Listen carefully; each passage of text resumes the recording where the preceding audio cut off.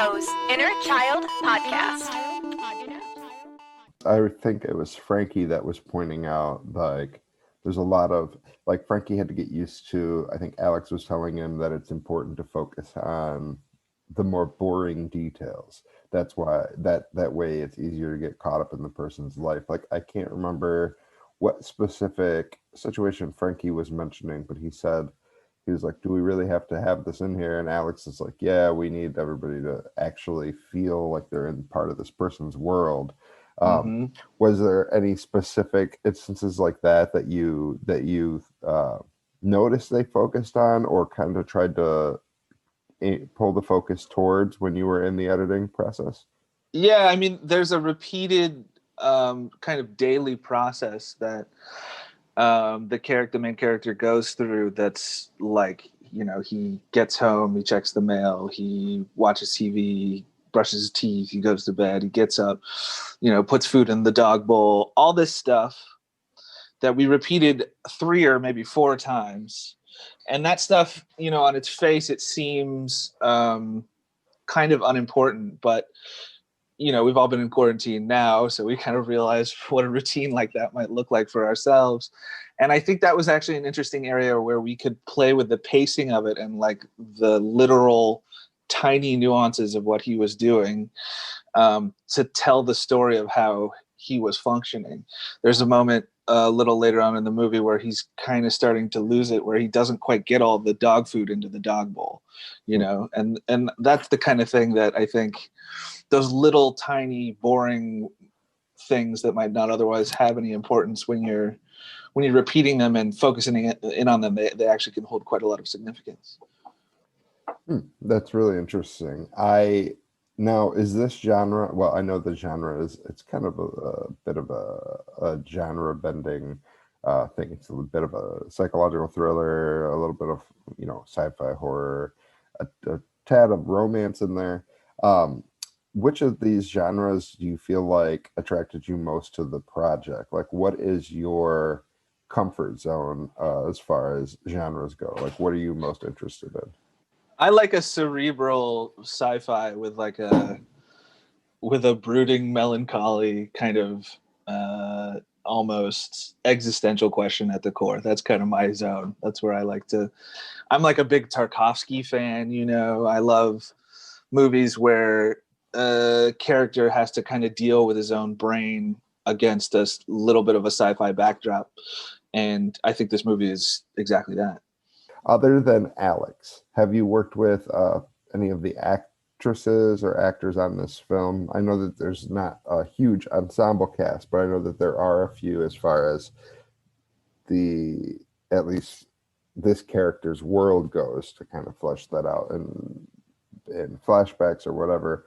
Have you worked with any of the other cast or crew on this film with anything else before? I've never worked with any of the cast. They were all new to me. Olivia Lucardi and Tom Essig, and I can't remember who else I would have worked with. Yeah, none of them, I think. Just Alex in terms of cast, but Frankie I've worked with some. He's a super talented DP. And Derek Brown, I went to high school with as well. He also was involved. I'm trying to remember if there's anyone else. I think those were the main people. So mainly Frankie and Alex for the most part. So as far as when you were doing the editing and working on the post of this film, this is the first one that you've done that is like a desolate, well, kind of like a... is this the first film that you've done that is, I don't want to call it a wasteland, but like a post-apocalyptic thing?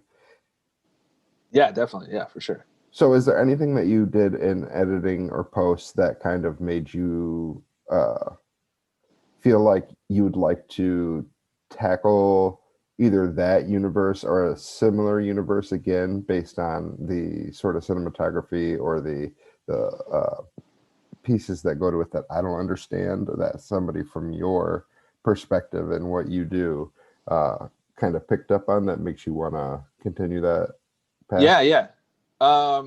I think, yeah, totally. I think one of the things that's really interesting about the way we did this movie, I mean, there's two things. One is that it's a post-apocalyptic world that is empty of people, but still looks almost like a functioning world. The lights still work. You know, the grocery store has food in it. It's like a world that just everyone disappeared. And that is super interesting as a concept. I thought that was really compelling. And, you know, have this guy be super alone in a world that's still the world that looks like the one we know, but just empty of people. I mean, conceptually, you can just tug on that as much as you want. But the other thing that I thought was really fun doing this, and I think you can do with post-apocalyptic stories in general, and stories of people on their own, is you can really play with the pacing of shots. So something we did in rough cuts of this movie is we let long takes play for too long, much too long. You know, Alex would be walking across a field, and it would be a 3-minute shot.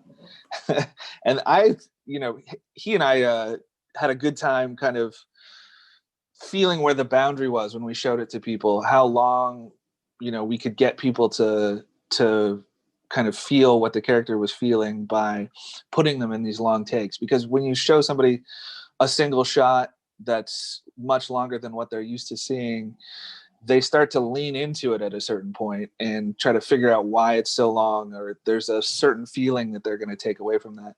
And that breaks if it's too long, if there's not something interesting. So this whole universe lended itself to being able to toy with that a lot. And it's one of the most interesting things that I took away from it. And I'd love to do it again.